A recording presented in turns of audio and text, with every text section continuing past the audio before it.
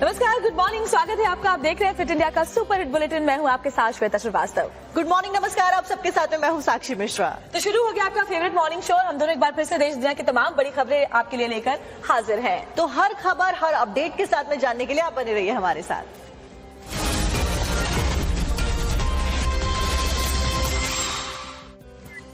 तो fit India की शुरुआत करते हैं बड़ी खबर के साथ। इटावा से एक खबर, जहां पर यूपी के इटावा में दर्दनाक हादसा हो गया, जहां पर बस और ट्रक की टक्कर हो गई। 2 यात्रियों की मौत और 21 यात्री घायल। बताया जा रहा है महाकुंभ से स्नान करके सभी श्रद्धालु लौट रहे थे और झपकी आने की वजह से ये दर्दनाक हादसा हो गया। नींद आने की वजह से इस हादसे में जो घायल लोग हैं उनका अस्पताल में इलाज जारी है। महाकुंभ में स्नान करके ये श्रद्धालु लौट रहे थे। तो देखिए, झपकी आने की वजह से ये बड़ा हादसा हो गया। जो तस्वीरें सामने आई हैं वो डरा देने वाली हैं। बस और ट्रक की टक्कर के बाद में जो तस्वीरें सामने आई वो डरा देने वाली हैं। 2 की मौत हुई है, वहीं 21 यात्रियों के घायल होने की जानकारी है।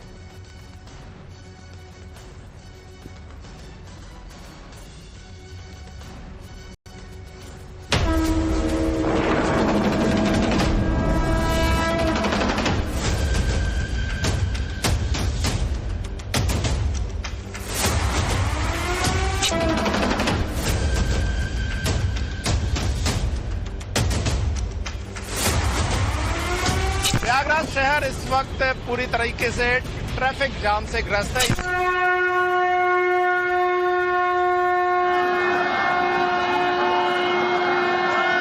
कितना घंटा से जाम में फंसे? अभी 3-4 घंटे से। 3-4 घंटे से जाम।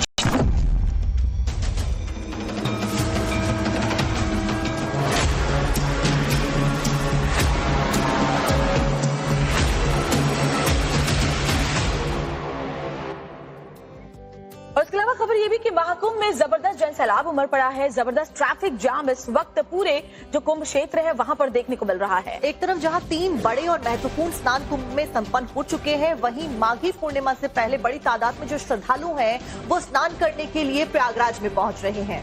माघी पूर्णिमा 12 तारीख को है और 12 फरवरी को लेकर के जो खास स्नान है उसको लेकर के बड़ी तादाद में जो श्रद्धालु हैं खासतौर पर गाड़ियों के जरिए पहुंच रहे हैं और इसकी वजह से लंबा 10-10 किलोमीटर तक जो लंबा जाम है गाड़ियों का वो देखने को मिल रहा है। लंबी कतारें गाड़ियों की लगी हुई है कई किलोमीटर तक। और अपने आप में ही प्रयागराज में संगम नगरी ने रिकॉर्ड बनाया है। 43 करोड़ से ज्यादा कुल मिलाकर जो श्रद्धालु हैं वो आस्था की डुबकी संगम में लगा चुके हैं। आज 29वां दिन है महाकुंभ का, मेले का, और ऐसे में कल की अगर बात की जाए जो 28वां दिन था उसका आंकड़ा जो सामने आया वो 1.5 करोड़ है। यानी कि कल में 1.5 करोड़ श्रद्धालुओं ने आस्था की डुबकी लगाई है, कल स्नान किया है। तो आप अंदाजा लगा सकते हैं कितनी जबरदस्त भीड़ वहां देखने को मिल रही है अलग अलग शहरों से, क्योंकि लोगों को ट्रेन के टिकट्स और फ्लाइट्स के टिकट्स नहीं मिल पा रहे हैं। ऐसे में लोग अपनी गाड़ियों के जरिए वहां पहुंचने की कोशिश में लगे और ऐसे में बड़ी तादाद में गाड़ियां पहुंचने की वजह से जबरदस्त जाम वहां देखने को मिल रहा है।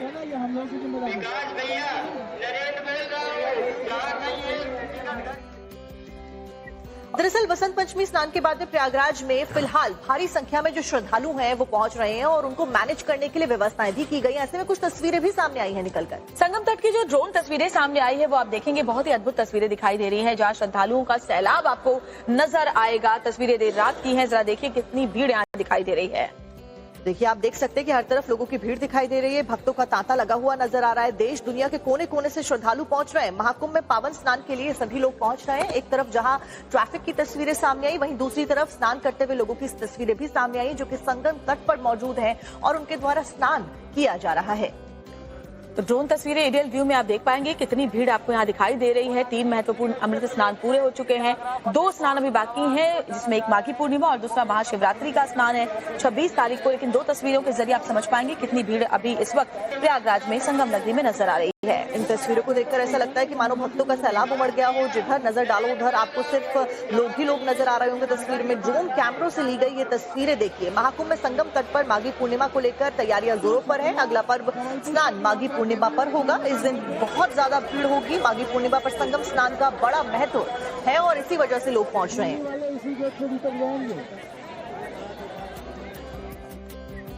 और श्रद्धालुओं के लगातार पहुंचने की वजह से प्रयागराज में जबरदस्त जाम की तस्वीरें इस वक्त नजर आ रहे हैं। रात में भी कैसे हालात है, हमारे सहयोगी राकेश पांडे की इस रिपोर्ट के जरिए समझिए। अभी अयोध्या जाना है तो लोग कहाँ दर्शन करने के लिए आए थे? हाँ, दर्शन करने। तो कितना घंटा से जाम में फंसे? अभी 3-4 घंटे से। 3-4 घंटे से जाम। हाँ। कहाँ से चले थे? छत्तीसगढ़ से। छत्तीसगढ़ से प्रयागराज लेकर आए हाँ। हैं? हाँ। अब फिर यहाँ नहलाकर आप अयोध्या दर्शन कराने ले जा रहे हैं। हाँ। जी। सारे लोग छत्तीसगढ़ के हैं। हाँ जी। तो आप ये देखिए कि लोगों की कोशिश क्या हो रही है। कोशिश ये हो रही है कि भाई अगर यहाँ पर आई गए तो अयोध्या भी चले चलो, अयोध्या चले चलो। फिर उसके बाद जो है आप ये तस्वीर देखिए, एक बार रवि जरा तस्वीर घुमाकर दिखाएंगे। ये एलिफेंट स्कल्पचर है, सामने आपको यमुना द्वार है, MNIT का मोतीलाल नेहरू राष्ट्रीय प्रौद्योगिकी संस्थान का ये गेट आपको यमुना द्वार दिख रहा है। और दोनों ओर आपको गाड़ियों की लंबी कतार आपको दिखेगी, भीड़ लंबी कतार दिखेगी। जिसको जैसे साधन मिल पा रहा है उसी तरीके से बाइक पर भी सवार होकर लोग आगे बढ़ते जा रहे हैं।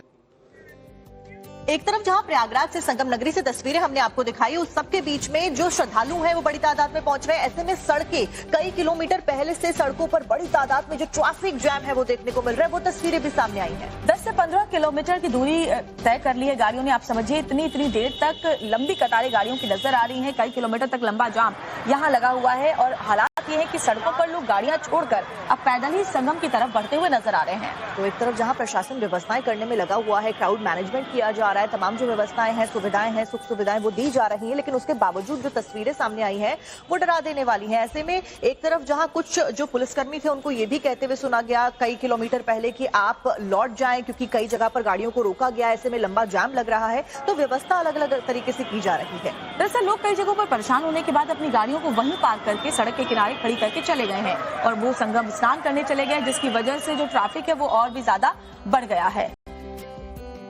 ऐसे में आपको 6 तस्वीरें दिखाते हैं जहां पर प्रयागराज ही नहीं बल्कि उसके आसपास के जितने भी जिले हैं वहां हर जगह पर ट्रैफिक जाम देखने को मिल रहा है। तो प्रयागराज से सटे जो तमाम जिले हैं वहां से गाड़ियां आ रही हैं और इसकी वजह से वहां लंबा जाम लगा हुआ है। प्रयागराज में ट्रैफिक से बुरा हाल है। कौशाम्बी में भारी जाम में लोग फंसे हुए हैं। मिर्जापुर में कई किलोमीटर गाड़ियों की कतार नजर आ रही है। इसके साथ साथ में भदोही, सिवनी और कटनी में भी श्रद्धालुओं को रोका गया है। गाड़ियों का लंबा जाम देखने को मिल रहा है। हाईवे पर जो टोल है उसको फ्री किया गया, उसके बावजूद कई जगह पर ट्रैफिक देखा जा रहा है। प्रयागराज की सड़कों पर जबरदस्त जाम इस वक्त लगा हुआ है। कैसे वहां हालात है? हाल ये है कि गाड़ियों को वापस लौटाया जा रहा है। लोग गाड़ियों को छोड़कर पैदल चलने को मजबूर है। दिखाते हमारे सहयोगी गौरव श्रीवास्तव की अगली रिपोर्ट।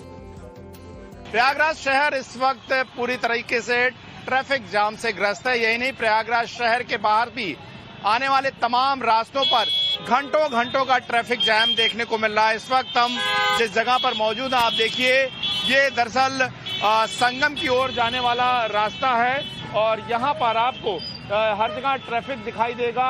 यहाँ पर अगर आप स्थिति देखें तो ये जो पूरा गोल चक्कर है, यहाँ पर इस वक्त जो है पूरी तरीके से जाम में फंसा हुआ है। यहाँ पर इस चौराहे के पास GST का ऑफिस है और इस चौराहे की सबसे बड़ी अगर आप समस्या देखें तो यहाँ पर आपको हर सड़क पर गाड़ियों की लंबी कतार देखने को मिलेगी। जगह जगह जो यूपी पुलिस के जवान हैं, इसके अलावा पैरामिलिट्री फोर्सेस जिनको डिप्लॉय किया गया है, वो लोग भी ट्रैफिक को क्लियर कराने के लिए जूझते हुए नजर आ रहे हैं। क्योंकि इलाहाबाद आने वाले 3 प्रमुख हाईवे जो कि बनारसी, लखनऊ और कानपुर से आ रहे हैं, उन तीनों ही हाईवे पर इस वक्त हजारों लाखों की संख्या में गाड़ियां मौजूद हैं जो महाकुंभ में शामिल होने के लिए पहुंच रही हैं। ऐसे में बढ़ते हुए ट्रैफिक के दबाव से प्रयागराज शहर भी जूझ रहा है। प्रयागराज शहर में अंदर आने के लिए लोगों को एक घंटे में जो है वो मुश्किल से 500 मीटर की दूरी तय हो रही है। और आप देखिए, लगातार ट्रैफिक जाम के बीच में वो लोग जो प्रयागराज जंक्शन पर उतर रहे हैं और महाकुंभ में स्नान के लिए जा रहे हैं, वो यहाँ पर गाड़ियों की कमियों से जूझते हुए पैदल ही जाने के लिए मजबूर हैं। जो यूपी पुलिस है, यूपी प्रशासन है, उसके पास लोगों के रास्ते डाइवर्ट करने, उन्हें रास्ता रोक देने या उन्हें पास की किसी पार्किंग में भेज देने के अलावा फिलहाल कोई रास्ता नजर नहीं आ रहा है। क्योंकि लोग लगातार शाही स्नान या अमृत स्नान के समाप्त होने के बाद जो है महाकुंभ के इस पर्व में आस्था की डुबकी लगा लेना चाहते हैं। और ऐसे में लोग दिल्ली से लेकर दक्षिण भारत के कई शहरों और साथ ही साथ आस पास के कई जिलों से लगातार प्रयागराज पहुंच रहे हैं। और यही वजह है कि प्रयागराज इस वक्त चाहे शहर के अंदर हो या फिर शहर के आसपास के 20-30 किलोमीटर का इलाका, सभी जगहों पर जबरदस्त जाम की समस्या से जूझ रहा है। वीडियो में अंकित के साथ गौरव श्रीवास्तव, टाइम्स नाउ भारत। और अब एक बार जल्दी से आपको 8 तस्वीरें महाकुंभ से जुड़ी भी दिखा देते हैं, जहां पर आज महाकुंभ का 29वां दिन है। राष्ट्रपति द्रौपदी मुर्मू का दौरा है, इसके साथ साथ में व्यवस्थाएं तमाम की गई है। श्रद्धालुओं का सैलाब देखा जा रहा है और इन 8 तस्वीरों के जरिए आप समझ सकते हैं कैसे वहां भयंकर जाम की स्थिति लगी हुई है। और अद्भुत दिव्य महाकुंभ 29वां दिन उसका है। आज राष्ट्रपति का दौरा है। संगम घाट पर श्रद्धालुओं का हुजूम उमड़ा हुआ है। माघी पूर्णिमा की तैयारी की जा रही है। हालांकि गाड़ियों की भी लंबी कतार आप देख पाएंगे। इन 8 तस्वीरों के जरिए महाकुंभ की हर तस्वीर आपके सामने है।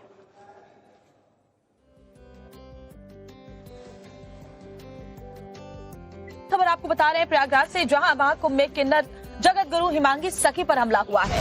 तो हमले के बाद में कुछ फुटेजेस भी सामने आए, जो कि आपको आपकी स्क्रीन पर दिखाएंगे। बड़ी बात यह कि हिमांगी सखी पर इस हमले का आरोप आचार्य महामंडलेश्वर लक्ष्मी नारायण के समर्थकों के ऊपर लगा है। और हमले का सीसीटीवी फुटेज भी सामने आ गया है। हमला शनिवार रात सेक्टर 8 में जो कैंप है, जहां पर हिमांगी सखी रहती थी, वहां पर किया गया। इसके फुटेज सामने आए हैं, जिसमें कई लोग हिमांगी सखी के कैंप में दाखिल होते हुए नजर आ रहे हैं। लेकिन फिलहाल बड़ा सवाल यही खड़ा किया जा रहा है कि आखिरकार ये हमला क्यों किया गया, कारण क्या कुछ रहे, और इसी के ऊपर इसी से जुड़ी हुई एक डिटेल रिपोर्ट आपके सामने रखते हैं।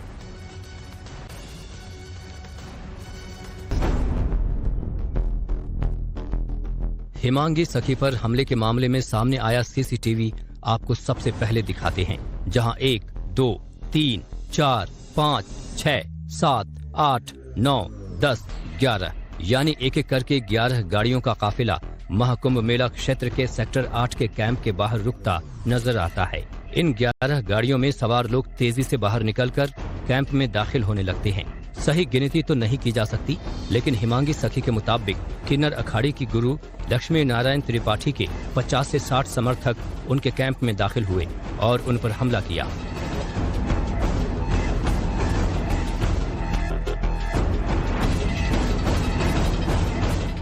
किन्नर जगतगुरु हिमांगी सखी पर जानलेवा हमला हुआ तो उन्होंने इस हमले का आरोप किन्नर अखाड़े की आचार्य महामंडलेश्वर लक्ष्मी नारायण त्रिपाठी पर लगाया। हिमांगी सखी ने कहा कि लक्ष्मी नारायण के समर्थकों ने उन पर न सिर्फ जानलेवा हमला किया, बल्कि गालियां देते हुए लक्ष्मी नारायण त्रिपाठी के खिलाफ बयान न देने की धमकी भी दी। हमले के बाद हिमांगी सखी ने पुलिस को कई आरोपियों के नाम भी लिखवाए। कल्याणी, पवित्रानंद गिरी, इधर कल्याणी, पवित्रानंद गिरी, और ये टीना यहाँ की इलाहाबाद की टीना। आपको बता दें कि हिमांगी सखी लगातार ममता कुलकर्णी को महामंडलेश्वर बनाए जाने का विरोध कर रही थी। उनका कहना था कि किन्नर अखाड़ा किन्नरों के लिए है, एक महिला को महामंडलेश्वर क्यों बनाया गया, वो भी तब जब उनके अंडरवर्ल्ड से संबंध है। हमले के दिन यानी शनिवार सुबह को ही बगावत करने वाली हिमांगी सखी फिर से किन्नर अखाड़े से जुड़ी थी। वो आचार्य महामंडलेश्वर डॉक्टर लक्ष्मी नारायण त्रिपाठी की मौजूदगी में अखाड़े से फिर से जुड़ी थी और शनिवार की शाम उन पर हमला हो गया।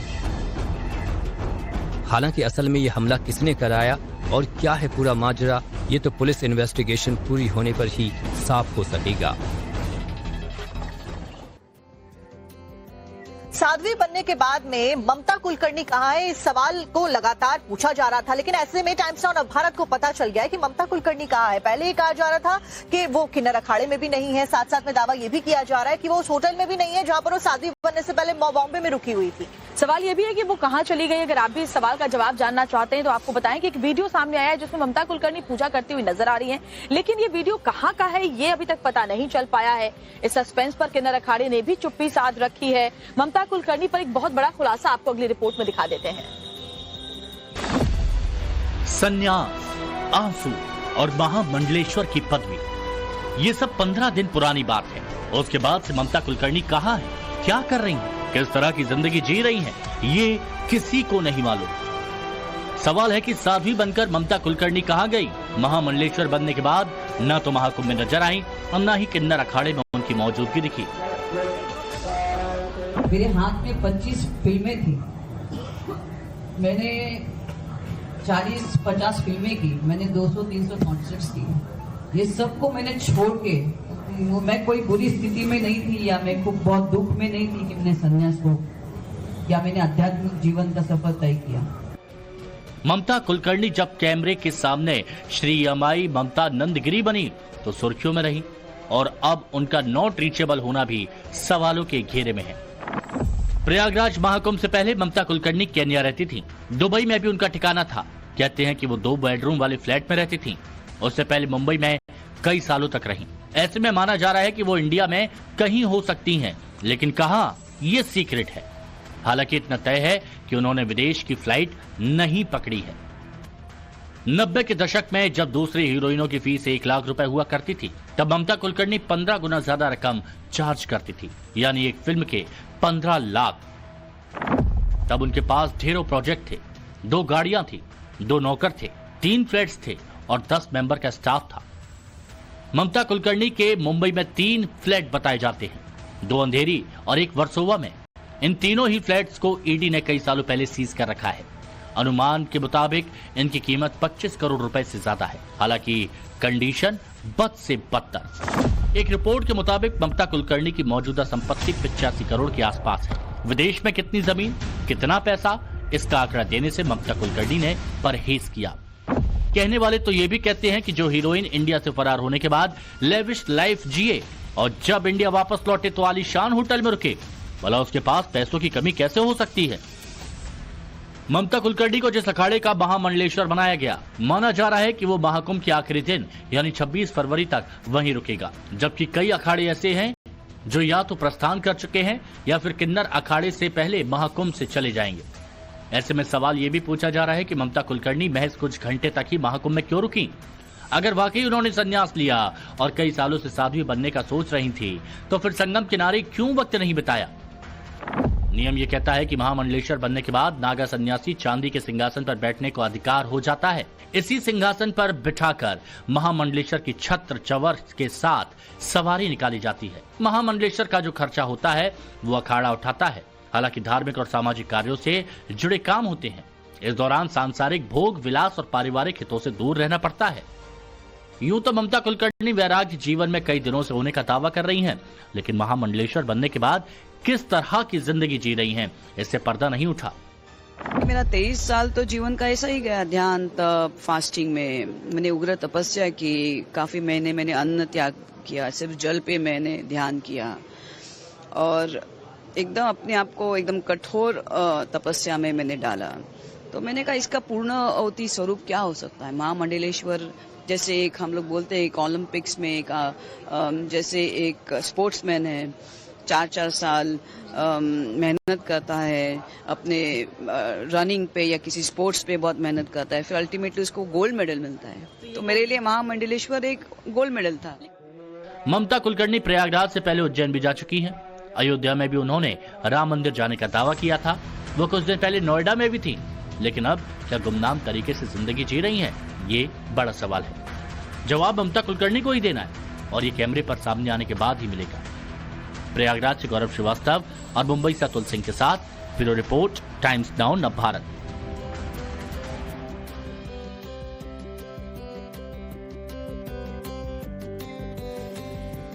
और बढ़ते अगली खबर की तरफ। बात अगली खबर की आपको बताएं तो तिरुपति लड्डू मामले में सीबीआई का बड़ा एक्शन, जहां मिलावटी मामले में 4 आरोपी गिरफ्तार किए गए हैं। दरअसल तिरुपति में लड्डू में मिलावट के मामले में सुप्रीम कोर्ट के द्वारा एक टीम गठित की गई थी और इस टीम ने जब घी की गुणवत्ता को लेकर खुलासे किए तो वो सबको चौंका देने वाले हैं।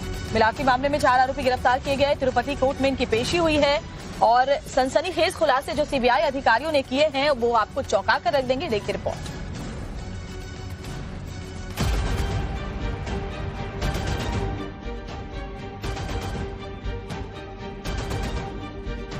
तिरुपति में लड्डू का स्वाद बदलने की शिकायत के बाद शुरू हुआ ये विवाद अब एक अहम मोड़ पर आ गया है, क्योंकि प्रसिद्ध तिरुपति लड्डू में कथित मिलावट के मामले की जांच कर रही एसआईटी ने रविवार को 4 लोगों को गिरफ्तार किया है। गिरफ्तार किए गए लोगों में रुड़की में भोले बाबा डेयरी के पूर्व निदेशक बिपिन जैन, पोमिल जैन, वैष्णवी डेयरी के सीईओ अपूर्व विनय कांत चावड़ा और एआर डेयरी के एमडी राजू राजशेखरन शामिल हैं। आंध्र प्रदेश सरकार के सूत्रों के हवाले से सामने आई जानकारी में पता चला है कि इन 4 आरोपियों को अधिकारियों ने तिरुमला लड्डू बनाने के लिए घी की आपूर्ति में अनियमितताएं मिलने पर गिरफ्तार किया है। सीबीआई को जांच में घी आपूर्ति के दौरान गंभीर उल्लंघनों का पता चला, जिसमें हर कदम पर अनियमितताएं मिली। सीबीआई को जांच में ये भी पता चला कि वैष्णवी डेयरी के प्रतिनिधियों ने एआर डेयरी के नाम पर टेंडर हासिल किए थे। इसके साथ ही जांच में अधिकारियों ने पाया कि वैष्णवी डेयरी ने टेंडर प्रक्रिया में हेराफेरी करने के लिए एआर डेयरी के नाम का इस्तेमाल करते हुए फर्जी डॉक्यूमेंट और मुहरें बनाई थीं। वैष्णवी डेयरी द्वारा बनाए गए नकली रिकॉर्ड में दावा किया गया कि उसने रुड़की में भोले बाबा डेयरी से घी खरीदा है, लेकिन असल में तो भोले डेयरी के पास पूरा घी बनाने की क्षमता ही नहीं थी। आपको बता दें कि सीबीआई ने पिछले साल इस मामले की जांच शुरू की थी।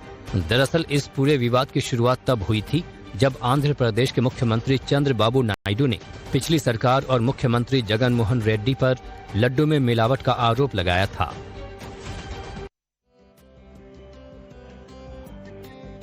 और देखिए, इस बीच आगे बढ़ते हुए अगली खबर का भी रुख कर लेते हैं, जो कि छत्तीसगढ़ से। छत्तीसगढ़ में नक्सलियों के ऊपर अटैक किया गया, 31 नक्सलियों को ढेर किया गया हमारे सुरक्षा बलों के द्वारा। लेकिन दुखद खबर इसमें यह है कि 2 जवानों की शहीद हो गए, 2 जवान और 2 घायल बताए जा रहे हैं। नेशनल पार्क एरिया में घने जंगलों में मुठभेड़ चली। आसपास के इलाकों में सर्च ऑपरेशन इस वक्त भी जारी है। गृह मंत्री अमित शाह ने 31 मार्च तक नक्सलवाद को खत्म करने का प्रण लिया है। 31 मार्च 2026 तक नक्सलवाद को खत्म कर देंगे। गृह मंत्री ने ये बड़ी बात कही है।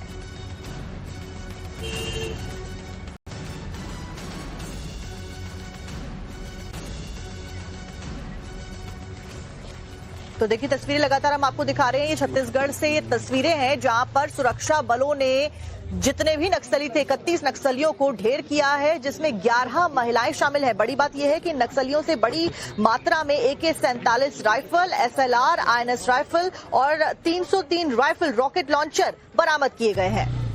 और ये 4 तस्वीरें आपके सामने हैं। एक बड़ी कामयाबी जब मिली है सुरक्षा बलों को, जहां 11 महिलाओं समेत 31 नक्सली ढेर किए गए। वर्दीधारी ये नक्सली थे, इसमें कई कमांडर्स भी शामिल थे। आसपास के इलाकों में अभी भी सर्च ऑपरेशन चल रहा है। नेशनल पार्क एरिया के घने जंगलों में ये एनकाउंटर हुआ है।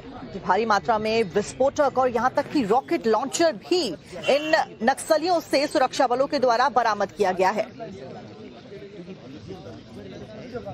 हमारी सरकार को 13 महीने हुए हैं और 13 महीने में नक्सलवाद के साथ बहुत मजबूती के साथ लड़ाई लड़े हैं। हमारे सुरक्षा के जवान बहुत साहस के साथ लड़े हैं और डबल इंजन की सरकार है, इसका भी लाभ हम लोगों को मिल रहा है। और आज बीजापुर जिले में जो नेशनल पार्क एरिया है वहां पर मुठभेड़ हुआ है, जिसमें 31 नक्सलियों का 100 बरामद हुआ है। और इस ऑपरेशन में हमारे DRG, STF और बस्तर फाइटर का ये जॉइंट ऑपरेशन था। तो मैं ये तीनों DRG, STF और बस्तर फाइटर्स के जवानों को बहुत बहुत उनके साहस को सलाम करता हूं। तो 2 हमारे जवान शहीद हुए हैं, उनको भी हम विनम्र श्रद्धांजलि अर्पित करते हैं।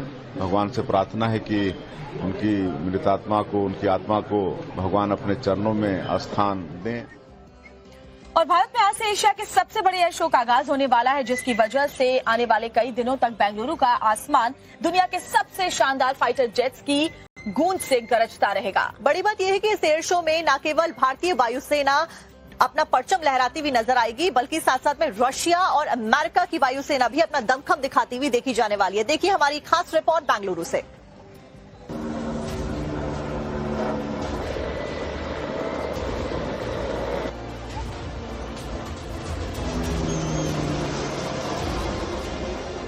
आज से बेंगलुरु में एशिया के सबसे बड़े एयर शो का यानी एरो इंडिया 2025 के 15वें एडिशन का आगाज होने जा रहा है और आने वाले 4 दिनों तक यानी 14 फरवरी तक बेंगलुरु के आसमान में दुनिया के सबसे तेज तर्रार फाइटर जेट्स की यूं ही गर्जना सुनाई देगी।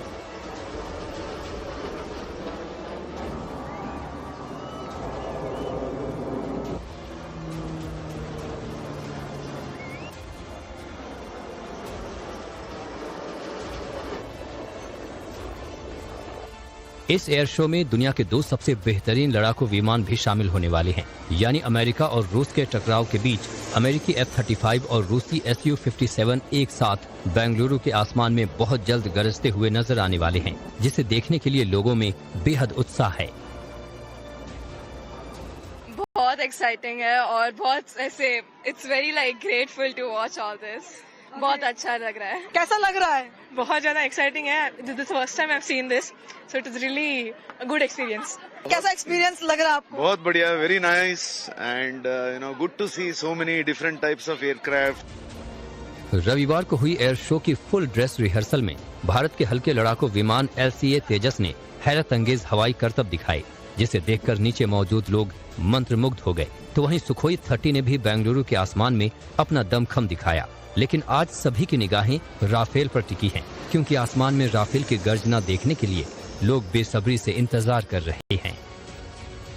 डिफेंस सेक्टर का ये सबसे बड़ा शो जो कि हर 2 साल में एक बार होता है, वो पूरी तरह से तैयार है और बेंगलुरु का ये जो आकाश है वो आने वाले एक हफ्ते तक लगातार इस एयरक्राफ्ट की गर्जना से सुनाई देगा और साथ ही लोगों में रोमांच भरेगा।